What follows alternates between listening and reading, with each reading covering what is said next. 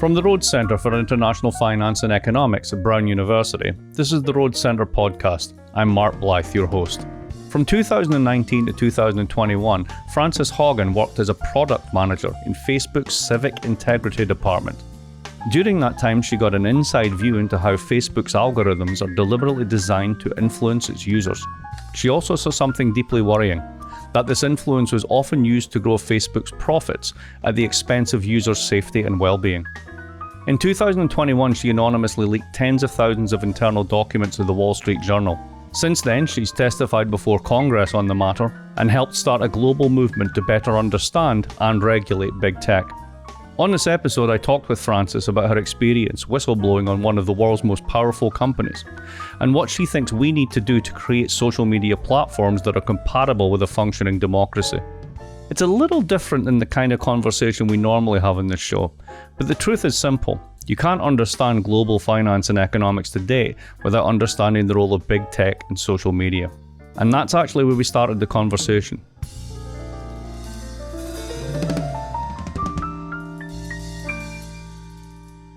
Hello, Frances, and welcome to the Rhodes Centre podcast. Thank you for inviting me. Happy to be here. So this is a bit of a change of pace for us in the sense that we usually have economists, political economy types. And your work and your influence, particularly since your Senate testimony, is really spilling out into these areas. For example, we have the Europeans bringing out the DSA, the Digital Services Act, which exciting. Really has your fingerprints all over it. And I want to get to that at some point. But let's start with the basics on this. Let's go back to Facebook. You decided that you had to say something because Facebook causes harm to vulnerable communities, especially young women, because its engagement and algorithmic-based rankings keep people on the site longer, and that way they can see more ads. That's the core of the business model. Now, many people out there in political economy land will think of this as a markets problem and say, break them up, right? But you actually think it's much easier to kind of just change the algo and keep what's good about it rather than breaking up the firm. Can you explain that for us? So I think it's less a question of I am against breaking up the companies and more that I believe it's very important that when we talk about problems in the world, we should make sure we clearly articulate the cause of the problem before we try to articulate solutions. And if we were to look at just inside of Facebook, so we're not even comparing Instagram and Facebook, if we were to look at just at Facebook, we see that engagement-based ranking, that's the process of saying, I have these different objects, maybe they're different groups that I could recommend to you, or they're different friends I could recommend to you, or they are different pieces of content I could recommend to you. When I have to choose from thousands and thousands, tens of thousands, hundreds of thousands of things, if the way that I prioritize what I show you first is based on how likely are you to interact with this? You're going to put a comment on it, you're going to put a like, you're going to put a reshare. It turns out that because the shortest path to a click is anger. And what researchers inside of Facebook saw was there were multiple forces. It's things like the angrier your comment thread is, the more likely you click back to the publisher, which means they get more ad revenue, which means they produce more angry content. The more angry things are, the more likely you reshare it because it actually gets you over that activation energy.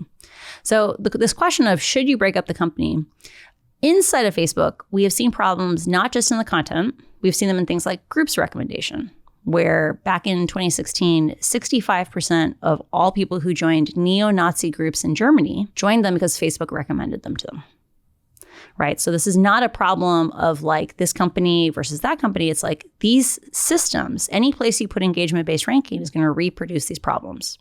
And so the question is, what do we get by breaking up the company? So one, we do escape Mark Zuckerberg. That's the elephant in the room. Mark has 56% of the voting shares. He's basically impossible to dislodge. Yes, if you broke up the company, you could escape that center of that black hole. But beyond that, it doesn't necessarily mean you're going to fix these problems because all the individual components are still going to have the problems. So how would you fix it? So I'm a big proponent of chronological ranking, but you can't just take the current product form factor for Facebook and put chronological ranking in. Because Facebook has been pushing us into giant groups. We're talking 500,000 person group for years. And those groups are fire hoses of content. And so I think there's an opportunity to take a step back and say, what would human scale social media look like? We have hundreds or thousands of years of institutions around how do we organize people? Like how many people can be in a single conversation? How do you hold a conference for 20,000 people? We break it up into smaller conversations. And I think there's some really good precedents we can look at. We can look at things like Slack. In Slack, it's chronological, sub feeds for comments, but it also has rooms. And I think right now, people sometimes come in and say, well, I don't want to give up my group. I'm a cancer survivor. My cancer support group was so critical to me. Right. Guess what? If you had a thing that was like a Discord server or a Slack server, you could still get community, but a computer wouldn't be choosing what you focus on. And the biases of that computer or the biases of that company wouldn't be choosing it. It'd be other human beings that would be choosing what you focused on. So rather than just the user experience, it really puts users in charge. And in the aggregate, when you scale that out, that overcomes exactly these problems that you've been thinking about. Because remember, right now, when we have the algorithm choose what we focus our attention on, we lose the opportunity for good speech to counter bad speech, right? So freedom of speech people always say, the solution to bad speech is not to ban it. It's good speech. Right. Well, when we allow computers to focus our attention, we as humans no longer get to correct problems. So if we're sitting in a room and we have 30 people and someone says something that's just off the wall, they're a flat earther or something, people can calmly talk to them and say like, hey, like, why don't we talk through that? Or how are you doing today? Yes. Any particular reason you wanted to reject all human knowledge? Yes. Yeah. When we allow computers to focus on our attention, when we allow engagement to be the thing that is the assessment of quality, it means that if you write a really angry, enraged post that gets a whole fight in the comments, and I write a very calm, detailed, methodical thing, be like, hey, let's talk through the assumptions in your thing, I will get no distribution. Yeah. And so we really need to think about how do we design these products such that we can have constructive exchanges of information. So it's funny you should give that example of anger. So 2 years ago, I did a book with Eric Lonergan called Angrynomics. And I currently have a postdoc who is very much from your part of the world in the sense that he's very tech savvy, etc. And he said, let's scrape Italian Facebook posts for anger. Love right? This. And then we said, well, how are we going to ID anger? And we're scratching our heads. And it suddenly occurred to him. And he said, oh, I've got it. We'll just search for caps lock. and it totally works. It totally works. It's amazing. So yeah, funny. Exactly. And if that's what's driving engagement, right? I mean, you can totally see how it just burrows down this funnel. I mean, that's amazing. All right, elections, right? So we get very vexed about Facebook and elections and foreign interference and all this sort of stuff. From your vantage point, should we be worried about foreign interference? And I believe the figure for the Russians was they spent $100,000 and managed to tip the election, which seems a little bit crazy. Or should we be just more worried about essentially these algorithms deciding what should be an election issue and what we should be focused on? What's the bigger threat? So back in 2018, Facebook made a major change to their product. So up until then, for years and years, they've been just trying to optimize for how long could they keep you on the site. So they were like, if we show you this, we predict you'll be on the site for this amount of time longer. And they switched and said, hey, we have this problem. Most people think of Facebook only in terms of consumption. I sit here and I consume off my feed. But in reality, Facebook is a two-sided marketplace. When you write a post, you are a content producer. Right. And Facebook is a system for matching producers with consumers. So it's a shopping mall. It's a shopping mall of ideas and memes. Has some pictures of my breakfast. The only problem is if you lose the producers, you can't have consumers. And so what Facebook was facing in 2018 was over time, the amount of production was falling off. What was behind that? I think part of it is, all social media platforms have an issue, which is that in the beginning, you have pretty broad participation. Like people are trying out the platform. Over time, some people really get into it. So think of this as the people on Instagram who have drones. Right? You're like, oh, wow, like look at that drone video. It's stunning. I guess Instagram isn't for me. My photos look bad. Right? The self-censorship. And this is actually one of the big pushes towards things like Instagram stories, right? Like Instagram stories creates a much, much lower threshold for like what it does mean to be content production because it's going to evaporate in 24 hours. Right. But so Facebook was experiencing this thing where people were making less and less and less content over time. And they ran a bunch of experiments on content producers. So this is one of those things we always have to assume they're seeing how can they influence you? How can they manipulate you? And what they found was, by artificially giving people distribution, so they made you 10 times as popular as you were before, 5 times as popular as you were before. They were like, oh, if you get more comments, more likes, more reshares, do you produce more content? Produce more stuff, right? And it turns out when you give people little drips of dopamine, they give you more things in return. So a problem happened though, which was when you optimize for engagement, yes, you get more content production, but you also shift what content succeeds. So suddenly across Europe, so they sent a bunch of researchers into Europe in preparation for the European parliamentary elections in 2018. And across Europe, so this is like less than 6 months after this change, people are like, hey, we know you changed the algorithm. And researchers love when people think they know how products work, because in reality, it's like asking people about their myths, right? Like, what is important to you? What are you afraid of? Mm-hmm. Like, how do you perceive power? Like all these things is great. And so they're like, ooh, tell me more. Like, how did we change the algorithm? And they were like, no, don't mess with me. I know you changed the algorithm. It used to be that we could share the bread and butter of the democratic process, a white paper on like agricultural policy, like stuff it's not sexy, it's not riveting, it's not clickbait, but we could see people read it. We could look at the statistics and we knew people were consuming it. They just didn't leave comments. And now if we share that same thing, it's crickets. We are having to change the content that we distribute because only extreme content now gets distributed. And we run positions now that we know our constituents don't like because they're the only ones that get distributed. So by the time we show up in the ballot box, we're standing in there about to cast our ballot, what we don't realize is Facebook voted first. And the things that we even get to decide between have already been vetted by the algorithm. And it's a classic story of intended/unintended consequences. 100%. So, to summarize that, right? Basically, you figure out how to do a dopamine hit. You put that out there. People figure out there is a dopamine hit. The dopamine hit really has an anger precursor. So unless you're doing that, it doesn't work. You just change the substance of democratic politics. And nobody really set out to do that. Yeah, no one at Facebook said, we want to give the most reach, the most extreme ideas. Like, no one did that. But they did do, it was like, and it's fascinating, they call it meaningful social interactions. And the hilarious part is some of the documents in my disclosures show that when they polled users, 6 months after it happened, they said, how meaningful is your newsfeed? And this change made people's newsfeeds less meaningful. So we should not call it meaningful social interactions. It's just social interactions. Social interactions. Yeah. So let's go back to the politics on this one. That's kind of undermining democracy from within, again, by algo tweaks.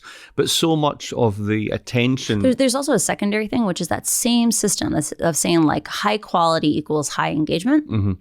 That is also used in ads. So political parties run ads. When they're trying to decide, should they show you this ad, a little auction takes place. Being like, how much is your attention worth? Mm-hmm. How much does this person want to get to you? But there's also a secondary feature, which they say, how, quote, high quality is this ad? Because Facebook's only going to get paid if you interact with it. Right. And so angry, polarizing, extreme divisive ads, they get reactions. Right. And so you end up having a thing where extreme polarizing ads are 5 to 10 times cheaper than compassionate, empathetic ads. Wow. And we cannot have a democracy if we subsidize division.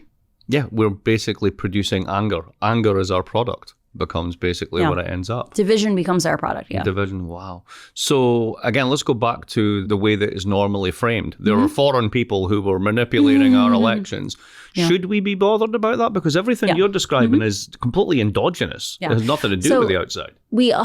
So I want to be real clear. Influence operations, so this is the weaponization of the platform, is an extreme concern. Extreme concern. And the reason for that is Russia, China, Iran, Turkey, they're all investing in large information operations. Ukraine. And the reason why this matters is the platforms have tools for detecting coordinated behavior. The thing that we don't have right now is enough people who actually take the outputs of those systems and pull down the networks.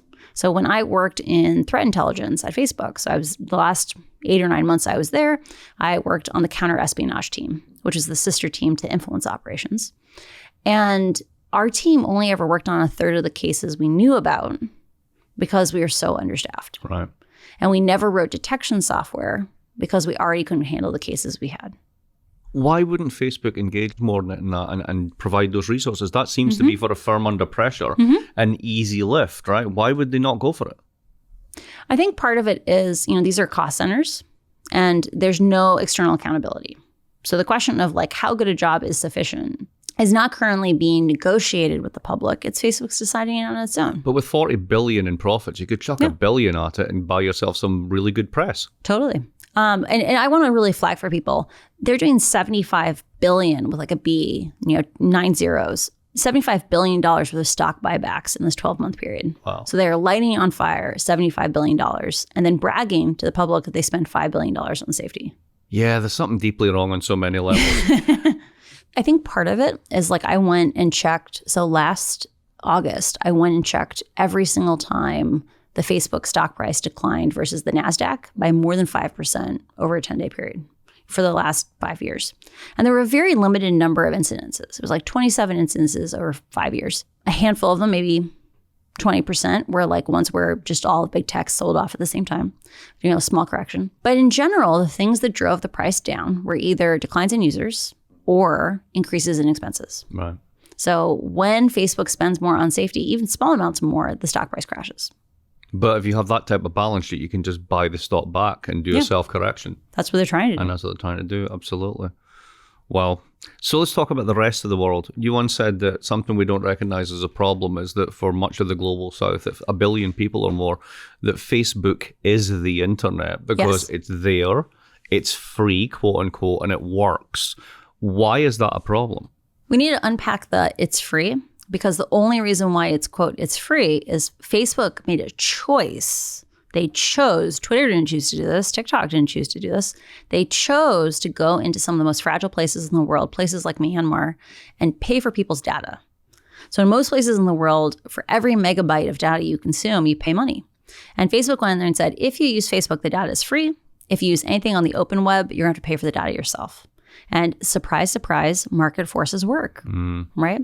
And so for a majority of languages in the world, 80 or 90% of all the content in that language is going to be only on Facebook. And so in the United States, we can step in and say like, well, I made a choice. I stepped away, right? I don't want to support this. It's not aligned with my values. But for at least 1 billion people in the world to say, I don't want to participate with Facebook. They don't support my language. They don't invest in security resources.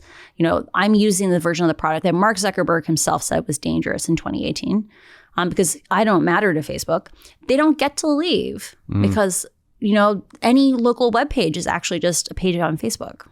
And if they have, which I'm sure they do, exactly the same problems we were talking about earlier in some of the most fragile parts of the world. Let's think about, for example, languages. How would Facebook or any company in that position police content in languages whereby it's very hard to find specialists, talk about detecting nuance, etc.? How do you begin to solve those problems even if you want to try? Oh, I'm so glad you asked. So there's an implicit assumption in the way you framed your question, which is that the way to solve these problems is via content and not via product design. So one of the things I keep emphasizing, and I have an editorial coming out in the next couple of days that talks about this, is there's lots of choices that Facebook has made that have led to the situation we're in where the most extreme ideas get the most distribution. So you could imagine things like, should you have to click on a link to reshare it? If you do that, you get 10 or 15% less misinformation. But it works in every language. Or I'll give you another example. Let's imagine Alice writes something, she posts it, her friend Bob reshares it, Carol reshares it. So now it's beyond friends of friends. When it lands in Dan's newsfeed, if Facebook grayed out that reshare button and said, hey, it's beyond friends of friends now. If you can totally share this content, you can do whatever you want, but you have to copy and paste it. That small change, like putting a little bit of human in the loop, has the same effect on misinformation that the entire third-party fact-checking program has. Only it works in every language in the world. Wow. So that one simple product design nudge. Totally. One extra step. And so there's lots and lots of little things like this where we need to be taking a step back and saying, are there opportunities for intentionality? I can't help but wonder if part of this is, think about the current moment. So we're all obsessed with inflation in the current moment, right? So a study came out today that The Guardian did. I just posted it on Twitter, oddly, which said the following. wages overall have risen by 1.6% real, right? Whereas corporate profits for the median firm are up 49%. Wow. Right. So this is basically price gouging. And what they did is they went on investor calls, whatever, and there's housing firms that are like, yeah, we could build more houses, but why should we when we're getting $500,000 a house if we restrict supply? So that's what's really driving it, right? And that sort of thing. So let's bring that inflation example back to the whole notion of product design and tweaking, right? Maybe part of the problem here is that we live in societies where profits are regarded as absolutely sacrosanct. Yeah. You cannot touch them. And what you're essentially doing is, it sounds innocuous, but you're asking them to earn less money. Ultimately, that's it. Is that really the problem? We're just afraid to attack the holy grail of profits? I think it's really, really important for us to understand how we got to where we are right now. And so one of the most critical problems is that we have lots of specialists you can hire who are lawyers or political scientists who have specialized in freedom of speech. We literally graduate zero people in the United States who talk about the things that I just mentioned. So these product safety changes, product design changes around how we make these systems. And the reason for that is intentional. Right now, the only place in the world you can learn about these things is to go to a large social media company. Because right now we have zero classes in any university that really give students a firsthand ability to experience the structure of these products. And that's part of why I want to build like simulated social networks so that we can start to graduate 50,000 people every year who could talk intelligently about this. But you then still have to confront the fact that I am an incredibly profitable business, almost zero marginal cost. Nothing really is, but almost zero marginal cost. And what you want to do is complicate my business model in the name of safety. But I want to make you more long-term successful. Because I think part of what's happened at Facebook is they've deprioritized human judgment. So decisions to ship or not ship are so metrics driven, or goals are defined so numerically, that it means that people get locked into a very narrow frame of reference for defining success. This is the quarterly by quarter kind of financial mindset. Putting some constraints on that system, if it makes it more pleasant, I think they'll have more users 10 years from now than they would otherwise. And there's less regulatory risk. Yeah, 100%. For that as well. So a couple of things I want to bring our conversation to a close, sadly, with 2 points. You mentioned freedom of speech. And one of the things I particularly enjoyed about your testimony and other things that you've said is you just debunk that this is about freedom of speech. It is not freedom of speech. It's about protecting a business model. How do you think we can make more people understand that it's not going after freedom of speech? Because if profits is one of the third rails of our society, going against freedom of speech is the other. How do you make people understand that that's a canard? It's not really about that. I usually bring them back to, we talked about this idea of, should you put a human in a loop once a reshare gets beyond friends of friends? I always ask them, like, if you had to choose between having some, we have no idea who the fact checkers are. We know that there's certain organizations, but we don't know how many fact checks they do. We don't know which languages they do them in. Surprise, most of them are in English. So part of why Europe passed the DSA, which is the Digital Services Act, a couple of days ago, is because they use the raw version of Facebook much more than Americans do, right? 87% of the misinformation budget for Facebook got spent on English, even though only 9% of users speak English on Facebook, right? So I always ask them, would you rather say you have to copy and paste after a reshare gets beyond friend of friends, or do you want this, mysterious group of people to say what's true and not true? And everyone goes, I think we should focus on product safety. Yeah. The secondary thing is, I always tell people, when you hear freedom of speech or censorship, whenever you hear censorship, instead think linguistic equity. Because when we focus on censorship, we have to do things language by language. And by definition, we are going to leave behind small languages.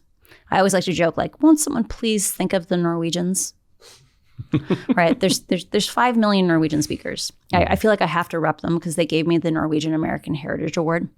But there's only 5 million speakers. Right. Facebook is never going to protect the Norwegians. All right. And so if we want to protect, say, places that are at risk for ethnic violence, often are linguistically diverse. They often speak smaller languages. If we want to have products that don't cause ethnic violence, we have to focus on product safety and not on censorship. Seems pretty convincing to me. Yeah, that's my hope. Yeah, that's a good hope. Thanks very much. It's a fascinating conversation, and good luck with building the social network. One that will actually make us safer. I'm not going to go tilt on that hill, but I do want to make a simulated social network so we can at least train the next generation of experts who can go and attack that problem. Thank you. Thank you so much. This episode was produced by Dan Richards and Kate Dario. I'm Mark Blythe. You can listen to more conversations like this by subscribing to the Road Centre podcast, wherever you listen to podcasts. We'll be back soon with another episode of the Road Centre podcast. Thanks.